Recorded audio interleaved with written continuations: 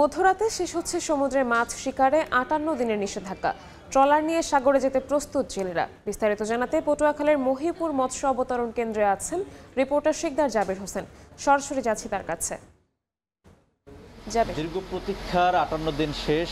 আজ মধ্যরাত থেকেই শুরু হচ্ছে সমুদ্রে মাছ শিকার এবং জেলেরা কিন্তু রাতে যেহেতু তারা নামবেন সেক্ষেত্রে কিন্তু তারা এখনই ঘাটে কর্মচাঞ্চল্যতা ফিরেছে। তারা ঘাটে কাজকর্ম করছেন, জাল ট্রলার সব কিছু গুছাচ্ছেন। দীর্ঘদিন পর তারা সমুদ্রে যাবেন, সেই কর্মচাঞ্চল্যতা কিন্তু রয়েছে পটুয়াখালীর মহিপুর আলীপুর মৎস্য অবতরণ কেন্দ্রে। এই মুহূর্তে গুড়ি গুড়ি বৃষ্টি হচ্ছে, যার কারণে ট্রলার থেকে জেলেরা একটু উপরে উঠে গেছেন। কিন্তু কিছুক্ষণ পূর্বে আমরা লক্ষ্য করেছি এখানে ঘাটের যে ট্রলারগুলো রয়েছে সেই ট্রলারগুলোতে জেলেরা কর্মযজ্ঞ চালিয়েছে। তারা জাল ট্রলার মেরামত করেছেন, তারা সব কিছু প্রস্তুত করছেন। তাদের যে রসদ সামগ্রী আছে সেই বাজার সদায় সেগুলোও কিন্তু কেনাকাটা শেষ করেছেন। এবং আমরা দেখতে পাচ্ছি যে এখানে যে বরফ কলগুলো রয়েছে, দীর্ঘ ৫৮ দিন পর বরফ কলগুলো চালু করা হয়েছে।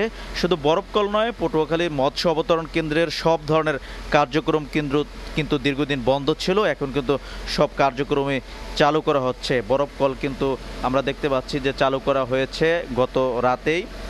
এখন কিন্তু সব কিছু প্রস্তুত করা হচ্ছে সমুদ্রে মাছ শিকারের জন্য। আমরা দেখেছি যে ৫৮ দিনের যে নিষেধাজ্ঞা, এবারের নিষেধাজ্ঞা কিন্তু ফলপ্রসূ হয়েছে। এবারের নিষেধাজ্ঞা জেলেরা অনেকটা বেশি মেনেছে। অতীতে আমরা দেখেছি জেলেরা অভিযোগ এনেছিল ভারতের জেলেরা বাংলাদেশের জলসীমে এসে মাছ শিকার করে, যার কারণে সেই অজুহাত দিয়ে বিভিন্ন জেলেরাই কিন্তু অসাধু পন্থায় সমুদ্রে নেমে মাছ শিকার করেছে। কিন্তু জেলেদের দাবি এবার পূরণ হয়েছে।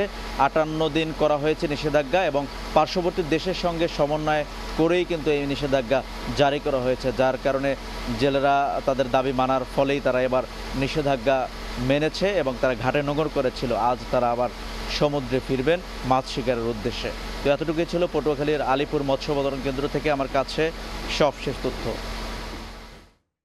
সরাসরি যুক্ত ছিলাম পটুয়াখালীতে।